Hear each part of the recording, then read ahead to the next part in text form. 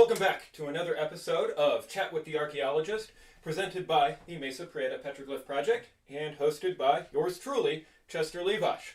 Now, we did have a guest speaker lined up today, but unfortunately for us, unfortunately for them, the issue of doctor's appointments actually takes precedence, and we definitely support that decision. We'll have that guest back later in the year, probably. So, unfortunately for you, or fortunately, depending on how you see it, you're stuck with me this month. This will give us an opportunity, actually, to get caught up on the goings-on here at Mesa Prieta, since it's been since about April, since we last got you caught up on that, but also to get caught up on some of the stories that we haven't covered. This includes a number of trending topics in archaeology, i.e., archaeology in the news, that simply didn't make the cut in recent months. So we're going to be going back over about the last 3 months worth of those and just getting you up to speed. We've got some announcements too. Of course, the question that's been coming up for the last several months has been, when are tours starting? Can I book a tour? Soon and soon. I know I've been saying that, but we are happy to announce that as of July 24th, that's a week from tomorrow, we will be resuming tours of the Wales Petroglyph Preserve, led largely by our team of volunteer docents. And much thanks to all of the docents who have stepped up to the plate to help get things running, as well as to everyone who's put in the effort behind the scenes, including our board members and, of course, Sandy Romero. So, if you want to book tours, first, we're going to be going through our callback list. This is from folks who have contacted us recently or who have provided a deposit for a tour and then simply that tour got canceled because of the onset of COVID, or, for example, school groups who are also giving some priority for booking dates. Once we get through that list, we plan to open the online reservation system. We expect this to be open possibly next week or no later than the following week, depending on how quickly we clear through that callback list. We'll open up the online reservation system. For more questions about tours, you can, of course, call our office. Phone number is on our website, or email us at tours@mesaprietapetroglyphs.org. Also, of course, we're active on social media here on YouTube, so, drop down in the comments. And we're active on Facebook, so drop us a comment on there or any of your questions about the restart of tours or anything else you might see. Now, before we move any further, I, of course, also want to send a thank you to our generous supporters. Now, I've before mentioned that these streams have been brought to you in part by the National Endowment for the Humanities, as well as the New Mexico Humanities Council, and especially the funds necessary to get the streams started and to get through that first season. We are, of course, grateful to both of these granting agencies, but we've also recently received some very generous donations from the Taos Community Foundation through their J3 fund. So thank you for everyone involved, and we know that some of our returning and most dependable donors are involved with that, and so thank you as well. And speaking of returning perennial dependable donors, this episode is in part brought to you by Generation Next LLC. There was a Star Trek slip there. I'm a bit of a Trekkie, so you saw that. Generation Next LLC is a perennial supporter of our Summer Youth Intern Program, as well as other educational opportunities, especially here in Rio Arriba County. We've been able to depend on them for making Summer Youth happen, and especially these last 2 years, 2020 and 2021, have been very challenging to be able to get the program to really get off the ground at all. So, special thank you to Generation Next LLC for making sure that the Summer Youth Intern Program continues, and we will be bringing you the results of that later on in this episode. Time permitting, I would also like to share some of my own research, as it's been since about April since I've updated you on that. If you recall, in April, I updated you on my recent acoustics work at Mesa Prieta with a focus on the Wells Petroglyph Preserve, as well as some of the adjacent private lands. Now, I would like to bring you some of the research that I recently presented at the American Rock Art Research Association annual meeting held over Zoom this past month in June. So that's going to be fun to talk about. And again, we're going to cover Summer Youth. Without any further ado, let's dig in.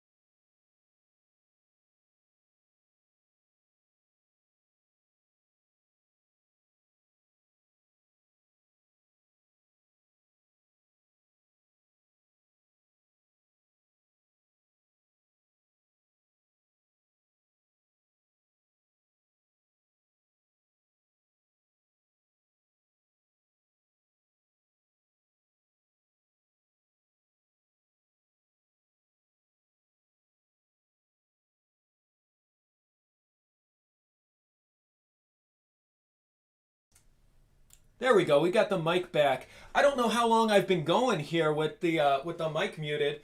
So sorry about that. We're gonna get back to that. I'm just running this stream myself, so sometimes there's little errors there. And sorry for talking for about 10 minutes. Welcome back, everyone. If you can hear me, we got the mic situation fixed, and we're talking about the closure of the archaeology department at the University of Sheffield and the threat of closure of the archaeology department at the University of Chester. I'm going to try to be quicker about this since we already burned off some time. This is a very frustrating trend in archaeology and in academia more broadly. First off, the archaeology world was shocked to hear that the departments of archaeology, both at the University of Chester and the University of Sheffield, were under threat of closure. Both of these are located in the United Kingdom, but these threats are a part of a long-standing trend in higher education in the Western world, including here in the United States. This trend we've seen manifest particularly strongly in the last decade, both here in the US and abroad. Now, the final decision at the University of Chester was, I believe, the latest update was to kick the ball down the road, so the archaeology department there is safe for now. But the University of Sheffield has decided, as of this week, to close their archaeology department. And so I want to direct you over to Stefan Milo's video here. And Stefan Milo recorded this video a little bit before the final decision was made. So really, Stefan's video is more of a plea to write to them, to try to influence them to not do this. Unfortunately, like I said, this week the final decision was made, and Sheffield unfortunately decided to close their archaeology department. This is especially disturbing because, as Stefan points out, the University of Sheffield, and it's also true of the University of Chester, ran their archaeology departments with a revenue surplus. So you can't make the economic argument that these departments were losing money. That's not the reason why they're being shuttered. That's the long and short of what I've been rambling about for the last 10 minutes. And the point being that if it's not purely economic, what's going on? Like I said, this is a trend that has been particularly fierce in the last decade, both in the UK and here in the US, where here in the US, around 2013, 2014, we saw a sudden shift to vertically cut departments in American universities, especially those associated with the social sciences, social studies, humanities. UNLV, in particular, University of Nevada, Las Vegas, made complete vertical cuts, completely removing the departments of African American Studies and Women and Gender Studies, as well as huge slashes to the anthropology department, which, of course, here in American universities includes the study of archaeology. Now, that wasn't the only American university that did that, and that was several years ago. So what's the connection? Well, this is a trend that's been going on really strongly for the last 30 years and got kicked off nearly 40 years ago in the Reagan and Thatcher eras with the corporatization of universities, particularly by the removal of public funds from supporting both public universities and private universities. And so that leads us to this sort of corporate culture that I personally saw creep into my own alma mater of Kenyon College while I attended there and in the years leading up to that. Really, we saw this start to take hold in the 1990s, and then by the early 2000s, mid-2000s, what started to happen is that these institutions of higher education were being run more as for-profit businesses rather than as primarily institutions of education.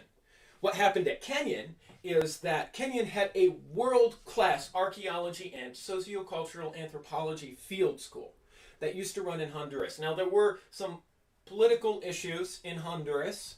Some of you might remember the coup that happened in 2009. And so there were some legitimate safety concerns. However, Kenyon never appreciated the Honduras program and what it was to up-and-coming archaeologists such as myself. I wouldn't be where I am today if it weren't for Ed Shortman and Pat Urban running that field school. But because Kenyon didn't see it as a huge revenue generator, even though there were massive grants and, of course, then you have the students' tuition, not to mention the exposure that the department got through, including National Geographic. The field school's research was featured in National Geographic. Nonetheless, it was underappreciated, and so when it came time for Ed and Pat to retire, Kenyon did not do a thing to ensure the continuation of that or a similar program. So they let the program go. And in fact, I attended in the last year, even though it wasn't the last planned year, because in each of the subsequent years that Ed and Pat planned to return to run a field school, Kenyon prevented them from taking undergraduate students. So I got to go the last time. And we really saw, so this was in the aughts, this was in the late aughts, that was more momentum on that train of the corporatization of American universities, which we also see happening at the UK universities of Chester and Sheffield. And unfortunately led to the shuttering of the Department of Archaeology at Sheffield. All right. Next news story. This is a little bit more pleasant here. We've got this weird robot, that purple thing on the left of your screen. It kind of looks like an eggplant, or like the eggplant emoji. This is an inflatable robot, and it can be used for a number of applications, including in medical sciences, in search and rescue, in planetary sciences, and of course, I wouldn't be featuring it here if it wasn't able to be featured in archaeology. This comes from a YouTube video by the channel Veritasium. I encourage you to go over there, check it out. Host Derek Muller covers this robot and its applications, including at the archaeological site of Chavin de Wantar, which you see featured on the right of your screen, so the far side. So here we have, Stanford PhD student Margaret Code operating this robot going into the channels at Chavin. Those of you who follow us, you may note that Chavin sounds familiar. Of course, I featured Chavin de Wantar recently in my Mesa talk when I talked about the acoustics work of Miriam Kohler. So here we have a diagram of, there's a 3D model of the passages at Chavin de Wantar, as well as an external photo down below that. These passages that they're sending the robot through were actually instrumental into creating the acoustic effects, as well as controlling the flow of water, water management, water as a sensory driver, sound of water. That's what I was talking about before. Well, this robot helped them explore those passages. So this is really cool because it's an inflatable robot that actually can take punctures and continue to inflate, since there's a constant source of air pressure. So even if it gets a few punctures, it'll keep going, allows them to explore passages that a human can't fit through or that it's unsafe to go through. Of course, I'm biased towards the archaeological applications of this, but it has great applications in the medical sciences and search and rescue. So this robot that can do archaeology might also save your life. Next stories.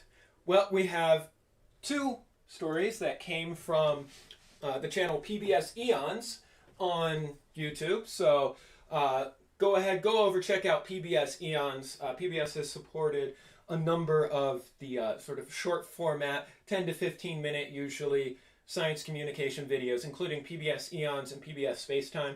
PBS Eons particularly often touches on topics of archaeology and paleoanthropology, so human evolution, human adaptation. And here we have two of the stories coming out of there. One is the domestication of chilies. This comes in part from a paper that you'll see the link in the description. It talks about the domestication of chilies and how chilies were domesticated in separate events, somewhere around the ballpark of 6,500 years ago, and what's now the northern part of South America, so Colombia, Venezuela. As these spread, of course, they diversified through the processes of domestication. The funny thing is that humans shouldn't be able to enjoy chilies. After all, we're mammals. And the way that chilies work is that capsaicin, the active chemical, triggers a particular receptor in mammal nervous systems that is also responsible for sensing heat. So this is why we call something spicy hot. And this is an almost universal thing. You know, languages will often use the metaphor hot to describe spicy, even though we can make the distinction as well. And the reason why is because in a very sensory way, it's triggering that receptor that tells you, hey, you're getting burned here. And so we shouldn't enjoy it. But we do. And here's where evolution kind of plays a trick. Is because, so capsaicin triggers that receptor in mammals because it doesn't want to be spread by mammals. It wants to be spread by birds who don't have this receptor. So if it doesn't get eaten by mammals, if it has something that prevents it from getting eaten, then the seeds don't get broken down in a mammal digestive system. And birds instead, since they can't really sense capsaicin, will wolf it down, they'll fly away, and they'll spread the seeds much, much farther, and their digestive systems typically aren't adapted to breaking down the seeds. So the seeds are more likely to survive and disperse. Now, humans are weird, right? Because we're a mammal, we've got this receptor that's like, hey, I'm on fire when we get capsaicin. But the other thing is that we're also smart. We can manage our senses. We can tell while it feels like we're on fire. We can tell that we're not actually on fire. So we can kind of override that sensation to a point. And then, of course, what the human body does when it's stressed, when it is confronted with pain, various types of pain, including the pain of heat, is that it releases things to temporarily dull the pain, like dopamine and endorphins. Now, if you're not actually getting injured, there's no pain coming back. So you get that heat and the discomfort associated with it immediately followed by a release of dopamine and endorphins. And what many of us, myself included, end up doing is that this is sort of a moment of Pavlovian training where we start to associate that heat of chilies with this release of these feel-good neurotransmitters, dopamine and our various endorphins.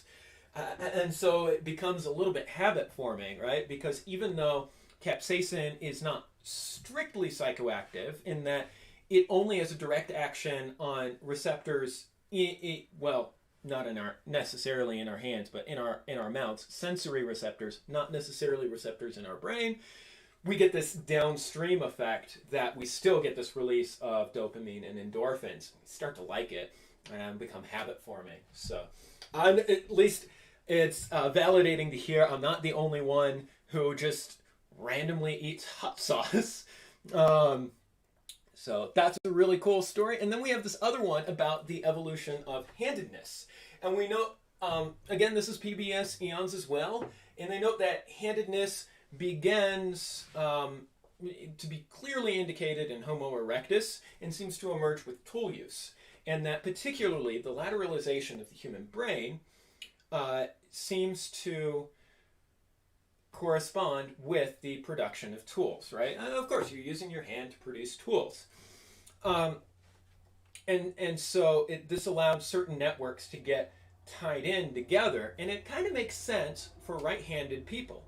Now, what about lefties? I'm a lefty myself. So what do we lefties do? How do we fit into the picture? Well, turns out sometime in hominin evolution, probably after the emergence of the genus Homo, but before the emergence of anatomically modern Homo sapiens sapiens and anatomically modern humans, that there was a mutation, or perhaps several mutations, that led some individuals to not have as much lateralization, and instead to have a little bit more integration. So in these individuals, you get this crosstalk that allows the left hand to become the dominant hand, but they still have enough of that adaptation from earlier to be able to make tools. Now, any lefty will know writing can get kind of weird, right? Because you're like dragging your hand across the page, unless you're writing in Arabic, but that's a whole other thing. The point being, I can't write in Arabic, sorry. So I'm stuck, writing with Latin letters and dragging my hand through the ink or through the graphite. And okay, so there's some downsides, but there's some upsides too, because those who have the left-handed integration tend to show slightly more creativity. So that's a possible adaptive advantage. But also, if the general population is dominantly right-handed, but you have some left-handed individuals, and those left-handed individuals will actually have, they will, what's the word that I'm looking for here? They will have an upper hand, if you will, in combat. But this is really serious. Because if you're going into combat, you're right-handed and you're trained to go against right-handed combatants, then you're going to parry and block right-handed.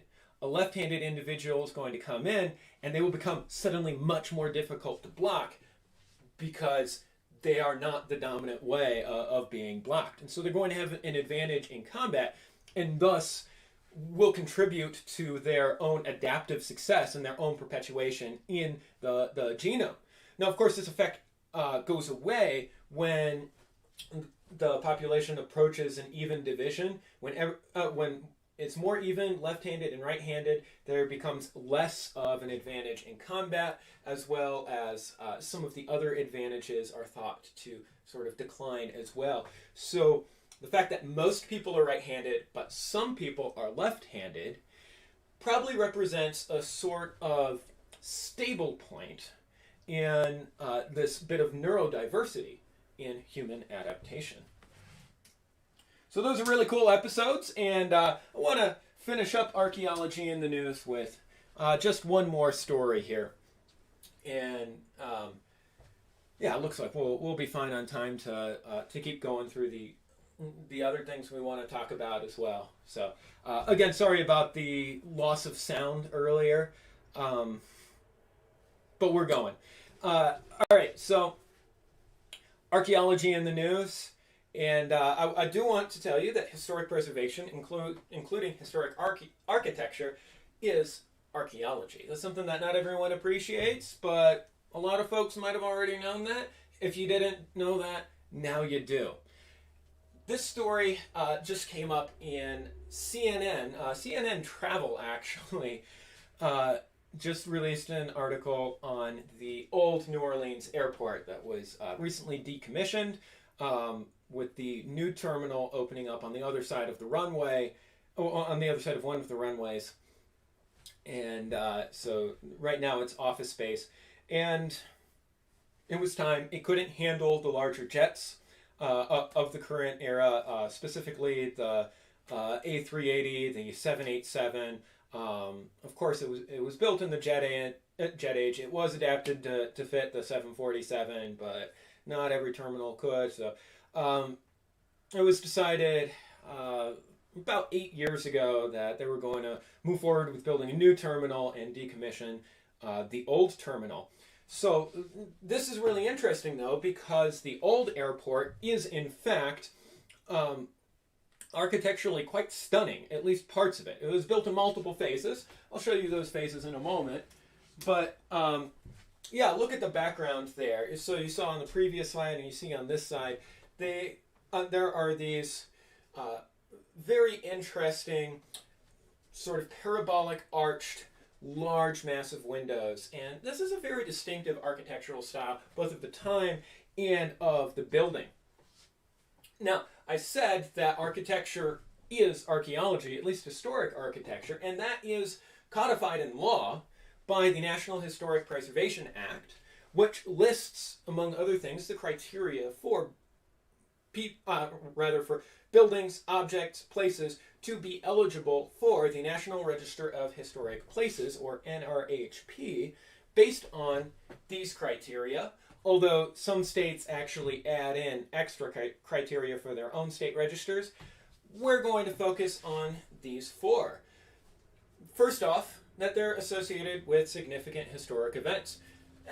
Actually very relatively recently, first off, it must be 50 plus years old for it to be NRHP eligible, although some states for their state registers set that at 45. So, about 50 years for the National Register, and then we have these four criteria, criterion A, criterion B, criterion C, criterion D.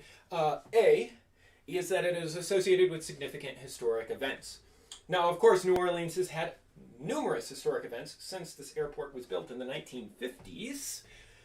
But one of the most recent of those was its use in the response for Hurricane Katrina. So the event itself doesn't necessarily have to be 50 years ago, but the building, the architecture must be.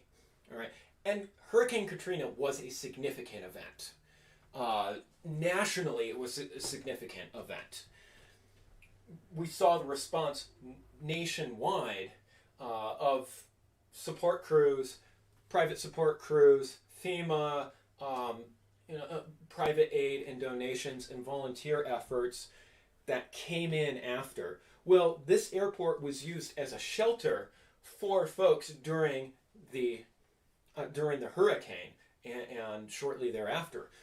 Again, we had millions of people displaced, many of whom wound up homeless, and so this was very significant in the response. All right, there we go. It's definitely eligible. It's NRHP eligible under Criterion A. I just gave you one example of an event it's tied to. It's probably also eligible under B, associated with a significant person or their life. So you might think about, say, the birthplace of a particular president or Thomas Edison's workshop, although, I'm more of a fan of Nikola Tesla, but, we don't have to devolve into factionalism over this. Just that a place is associated with particular events. And that is, or rather that a place is associated with particular persons. We already covered events. So it's absolutely true, right, that this airport has had significant people come through it. People who have gone on to do great things, people who were in the national spotlight when they came through. We're not going to focus on that one, though.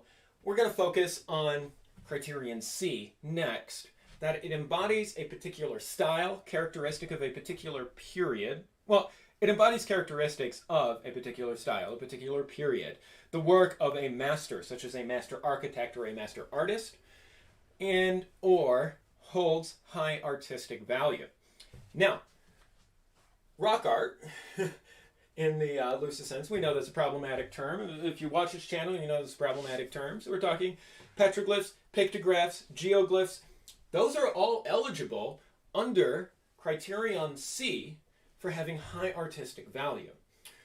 So too is this airport, not just for the artistic value of what you see back there, but also for the value of, I got my hotkey right. All right. But it's also eligible because it is characteristic of a particular style, which, I mean, this is very 50s jet age, space age. This was a very modernist style, but not necessarily the stark brutalism that we see coming out of the same period.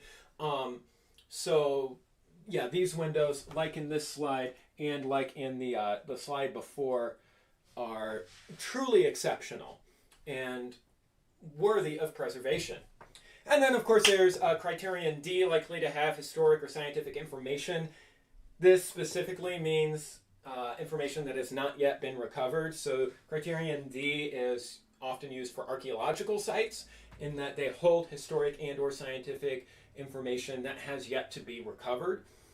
But we're not going to apply that one to this one. After all, we have architectural plans. We understand the evolution of it. The preservation of the building does not necessarily contribute to the acquisition of additional scientific or historic information that we don't have today. But certainly eligible under criterion A and C, possibly under B as well, likely under B. We're going to say it's not under D, but it only needs to be eligible under one of these in order to be eligible for the National Register. Okay, so what's going to happen with this airport, and why am I going through all of this? Well, you can see here's a diagram from the master plan of what's going to happen with the airport, and this gives you the age of certain sections, with the white section being the oldest, and in fact, the only section that met that first precondition of being 50 or more years old prior to the writing of that report in 2013. Now, the demolition, and here we go. I hope you can see my my mouse on the screen. The demolition is going to take away this. All right, that's fine. That's 25 years old. It's going to take away this.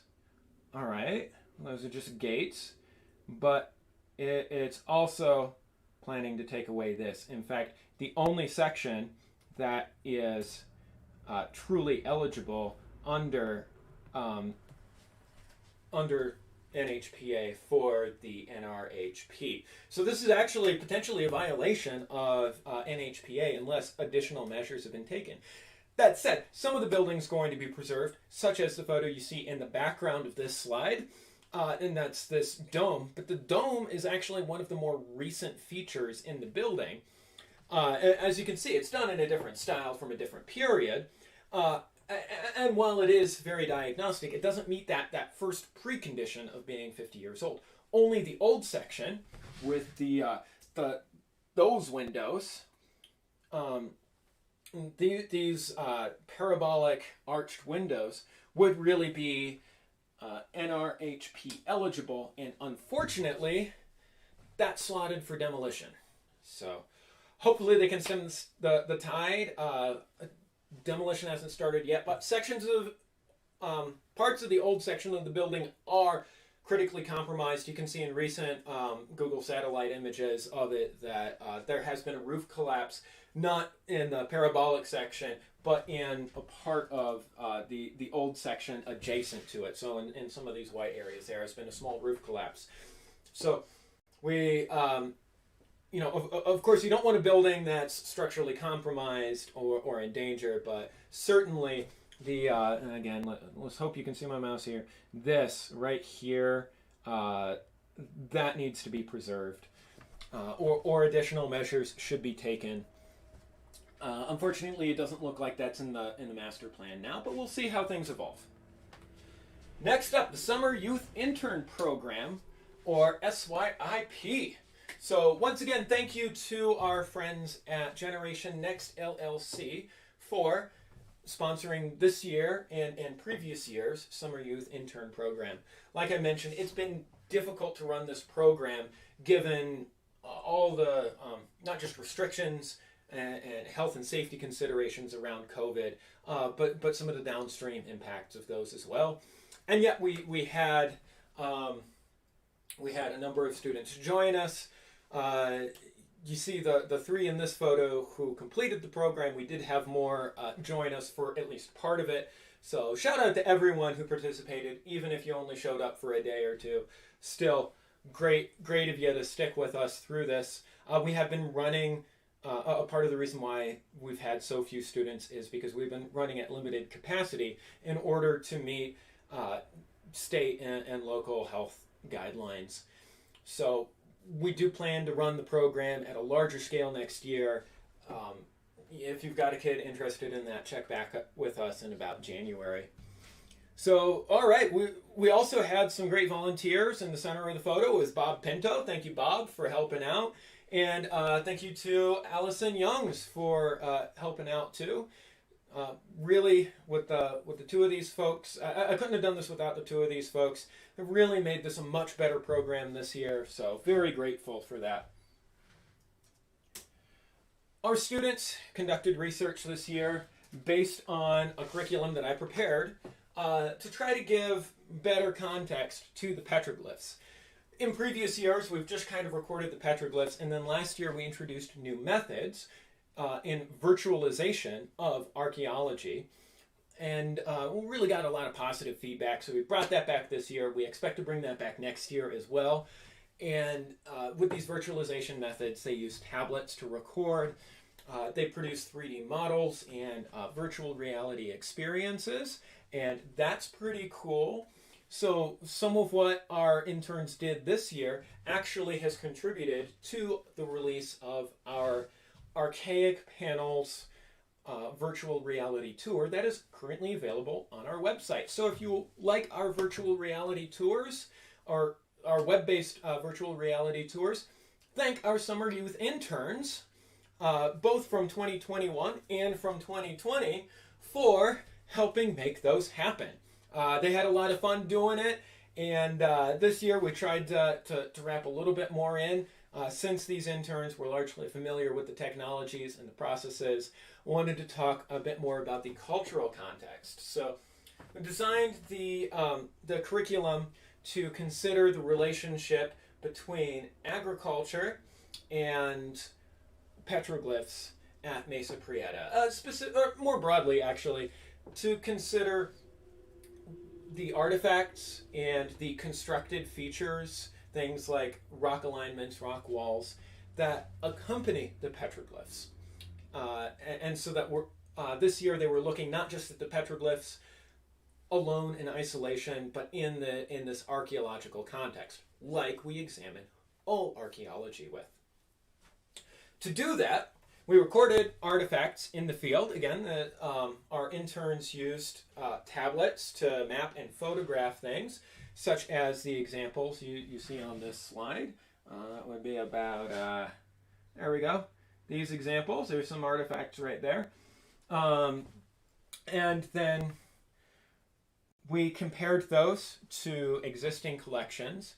And in particular, we were looking for the tool shape and for any signs of wear on them. So this was new this year. In previous years, we didn't have as strong of a lab component, and this year they got to do some laboratory analysis and look at these artifacts under the microscope, specifically to look at the edges for use wear. In order to better understand that, Bob Pinto led a lithic workshop class that you see in this image over here, and Bob led us through making stone tools, and we talked about different types of stone tools that one could make in order to accomplish different tasks. So everyone knows, of course, projectile points, arrowheads, but also dart points for the darts on an atlatl. So, okay, there we go. By the way, this poster was prepared by our interns, Keenan, Ariana, and Joaquin, so great job.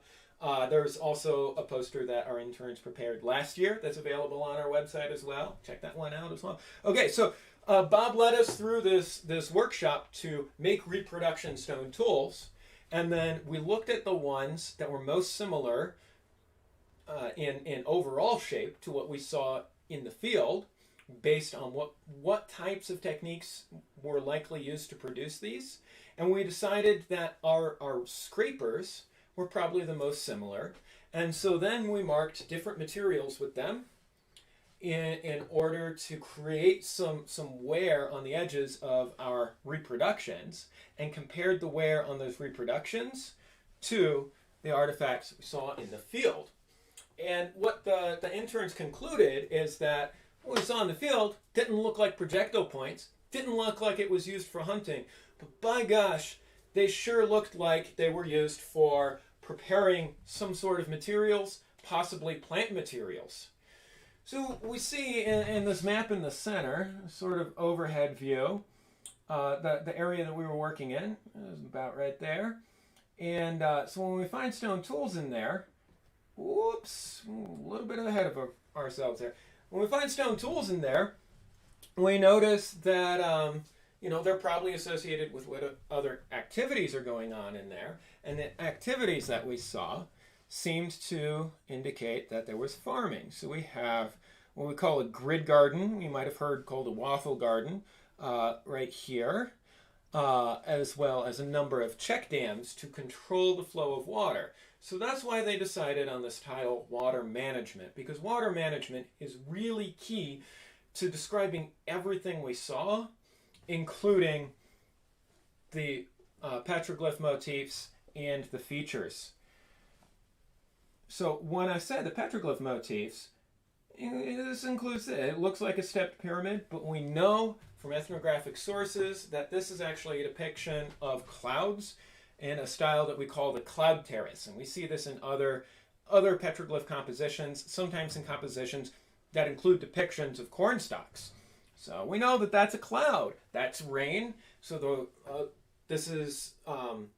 these are petroglyphs associated with the rain that brings the water, that feeds the irrigation channels, that feeds the runoff that then backs up behind the check dams that block the irrigation channels.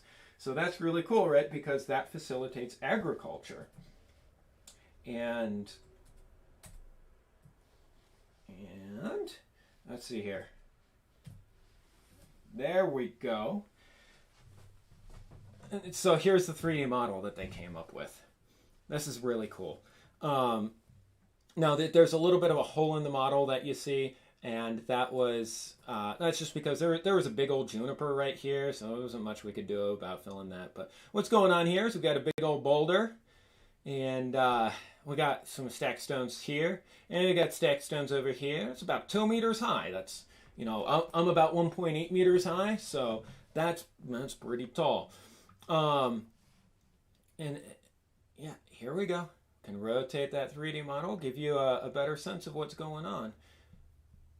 And what you see is that, especially on the low side, where the wall is stacked the highest, you see there's all this sediment back here built up behind the wall. And we can look above it. We can see there's the other wall, or the other part of the wall on the other side of the boulder, and we see all the sediment built up in here, because there used to be a natural channel that came through here, and by building this stone wall, ancestral Pueblo folks were able to both retain water and retain soil, keeping their precious soil from getting eroded away, which is really important for agriculture. So this is really cool, right? Because we're finding this in an area where we have a lot of signs of agricultural features, a lot of check dams, a lot of grid gardens, so we know they're growing stuff there.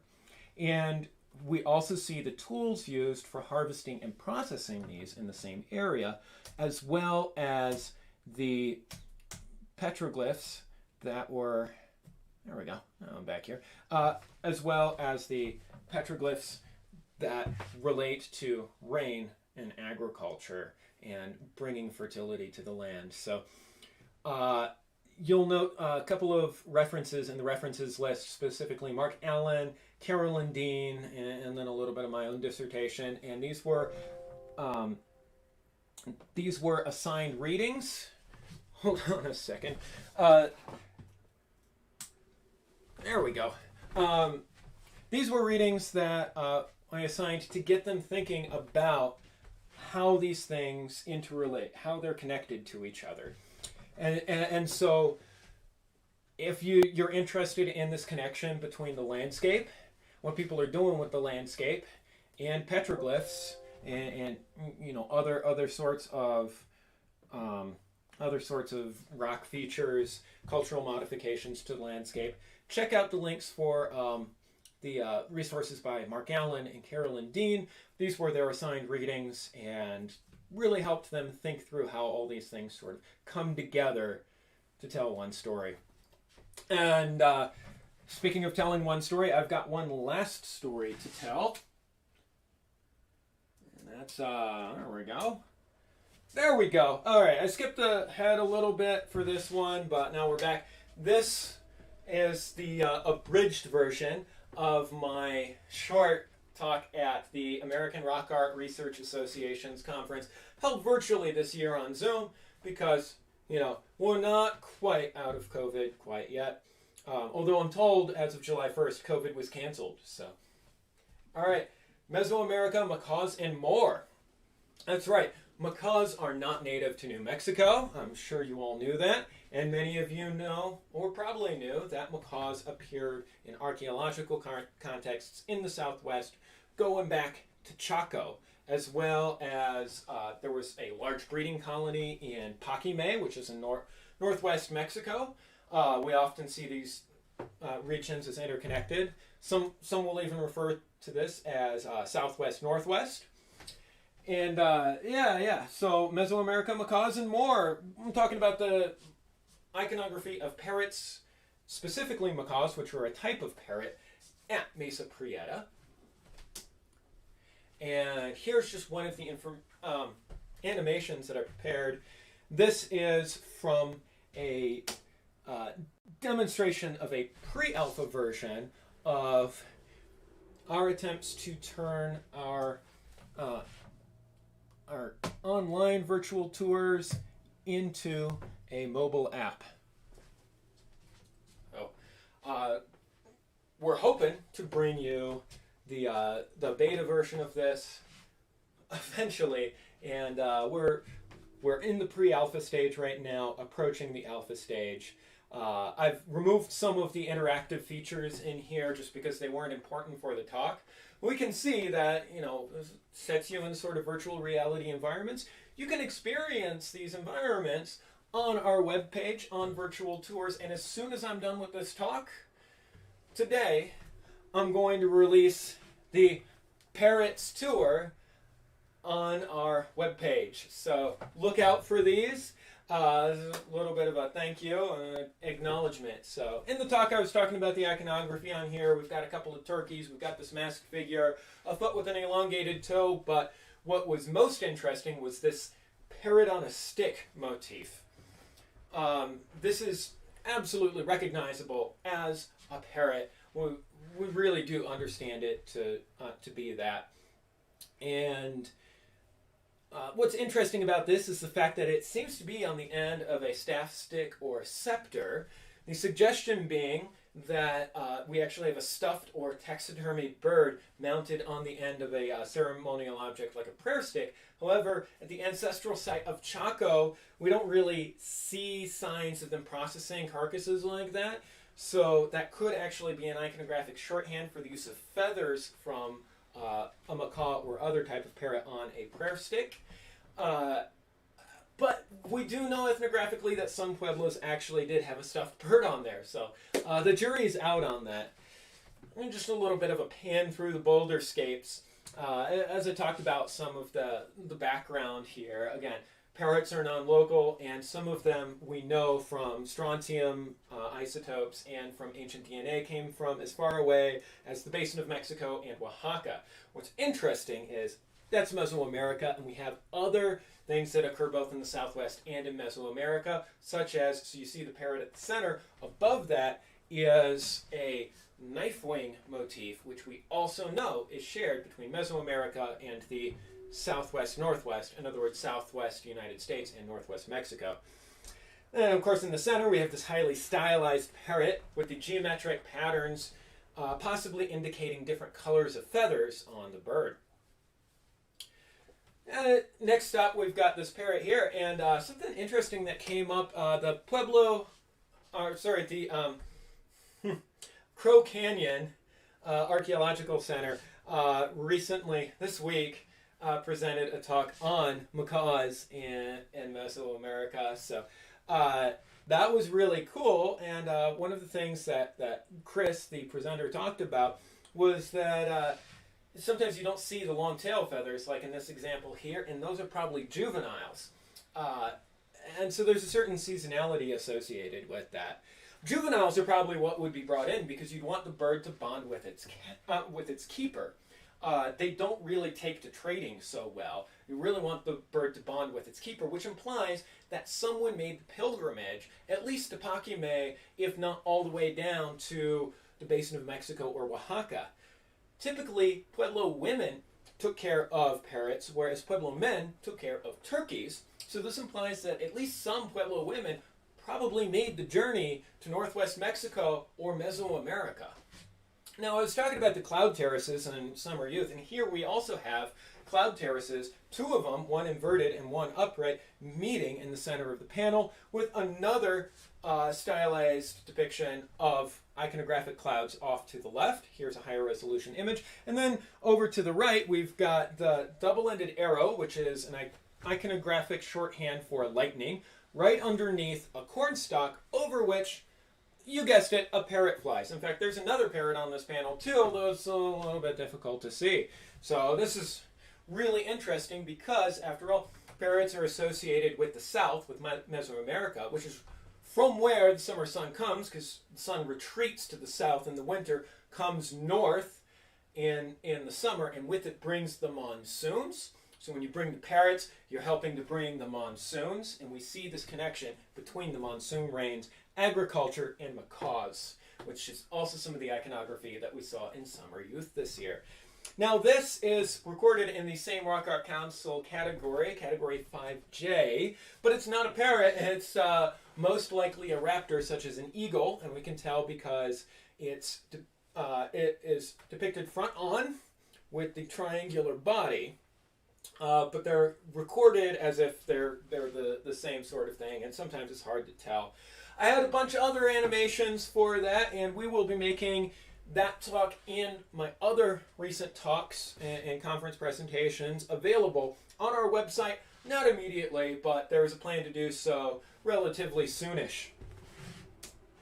So that's, there we go. Oh boy.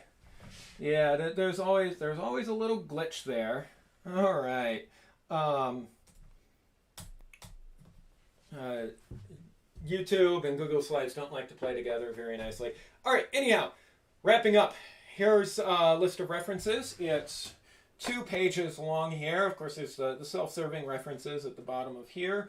Also check out Mark Allen, Carolyn Dean, and there we go. And check out Stefan's video about what's been going on, the destruction of Sheffield archaeology, which I pointed out is a part of a broader trend in academia in the Western world.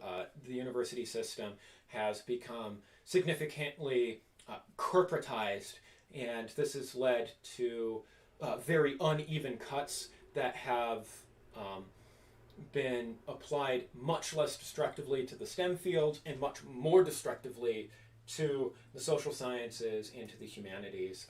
It's very unfortunate. I've experienced this at my alma mater. Pretty much anyone who has gone through the American university system in the last 20 years has noticed this same trend, and it's very disturbing how much it's caught on in the UK as well. So Sheffield, and of course the University of Chester. On a lighter note, of course, check out the Veritasium video. Check out PBS Eons. These are great resources. And that's pretty much all I have for you today. Ran a little bit long because, once again, sorry about the technical difficulties with the sound. Just totally operator error here. It happens every time, but thank you for sticking around, and we look forward to seeing you next month. Once again, tours are open. I'll be here with you next month. We'll make an announcement about if and who we have come on for a guest spot. Oh, yeah, and later this month, Mesa Talks. Candy Bourdoon, our very own recording coordinator, Candy Bourdoon, will be presenting her annual Mesa Talk on the best of the previous year. So this year will be the best of 2020 petroglyph recording at Mesa Prieta. If you want to see some visually stunning petroglyphs, we recorded a lot in 2020, and these are just absolutely the top of the list. Tune in for that. Candy's really great at sharing. This is going to be an interesting one, so don't miss it. Thank you for tuning in, and we'll see you next month.